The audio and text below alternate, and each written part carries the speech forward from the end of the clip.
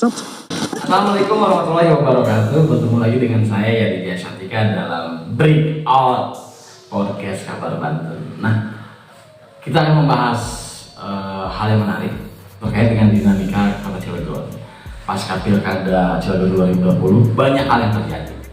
Hal yang menarik untuk dibahas dan kita akan ngobrol dengan Wali Kota Cilegon Bapak Edi Aryadi sebentar lagi.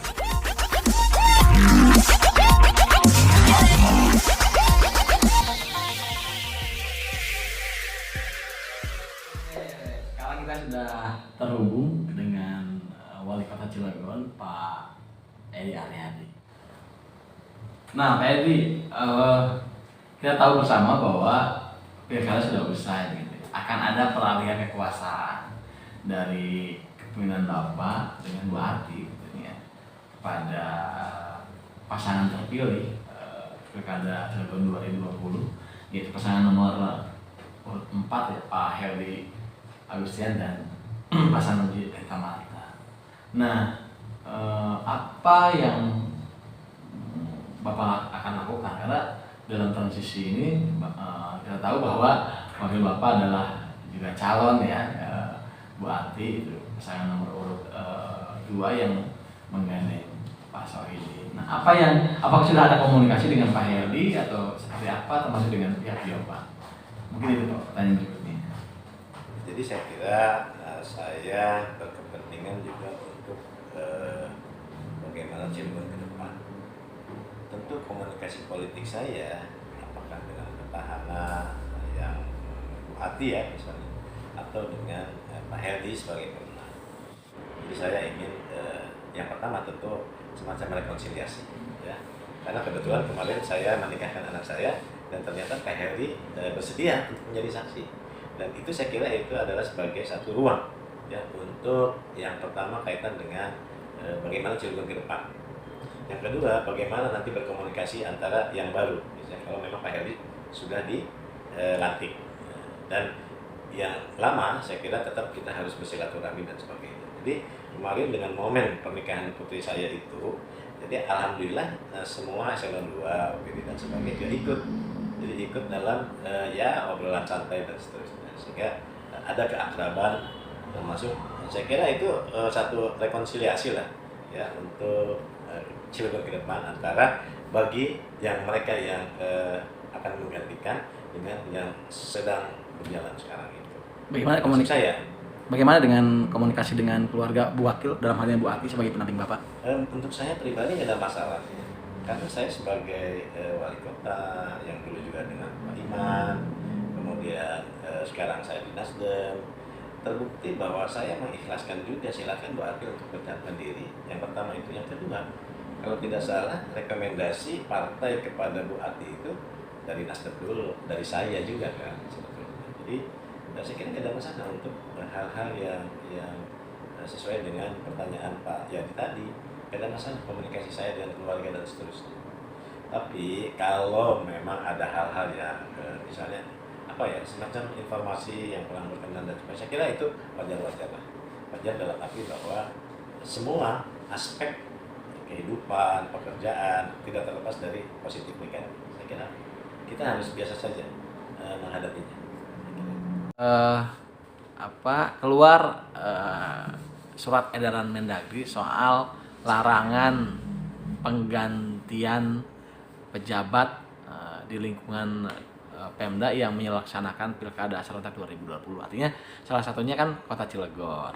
Nah, kita tahu bahwa Cilegon sudah merampungkan begitu ya open bidding. Salah satunya Sekda Kota Cilegon yang diantara satu namanya adalah adik Bapak Pak Maman. Nah, apa Pak tanggapannya Pak? Atau ada komunikasi dengan wali kota terpilih, karena di situ disebutkan bahwa sampai wali kota terpilih larangannya. Gimana tuh Pak?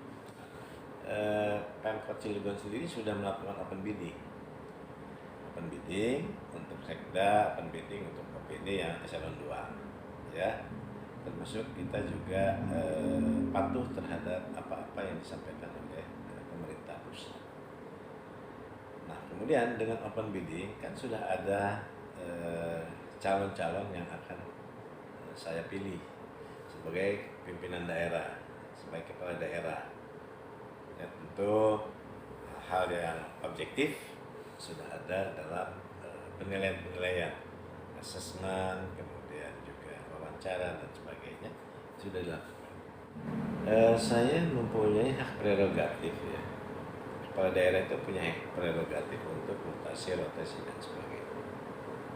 Apakah ini akan menjadikan satu hal yang menghambat kesinambungan pemerintahan? Karena sebetulnya dalam hati saya secara pribadi saya ingin membereskan dulu semua hal-hal yang masih belum selesai. Banyaknya PLT, jabatan-jabatan. Kemudian itu adalah bukan merupakan hutang jabatan saya.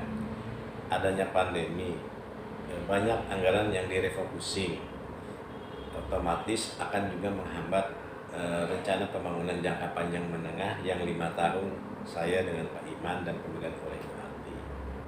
Jadi jangan sampai kepala daerah itu mesti menyisakan hutang-hutang pekerjaan yang hanya karena satu hal saja, gitu loh. Satu hal itu apa? Karena pilkada.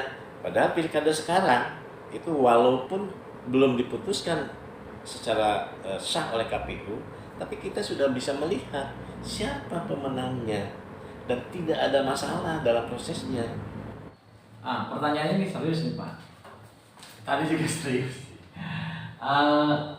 Setelah tidak lagi menjabat wali kota, nah apa yang akan dilakukan Edi Aryadi?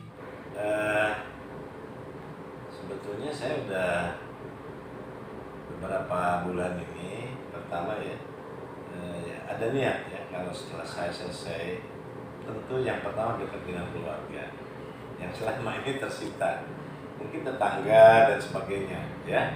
Jadi insya Allah saya akan lebih dekat dengan keluarga, tetangga dan semua teman-teman yang merasa tersisihkan ketika saya amat sibuk sangat sekali.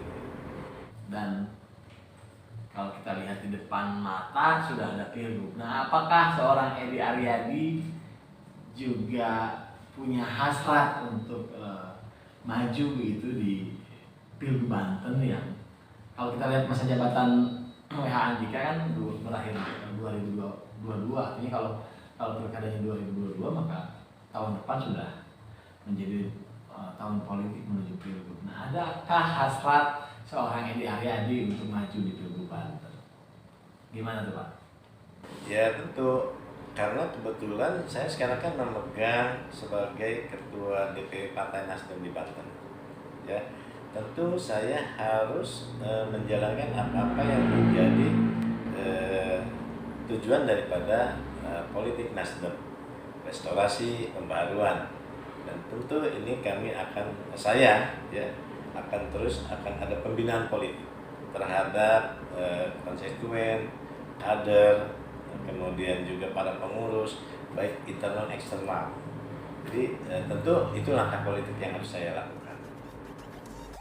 Demikian Brikowat hari ini. Terima kasih banyak.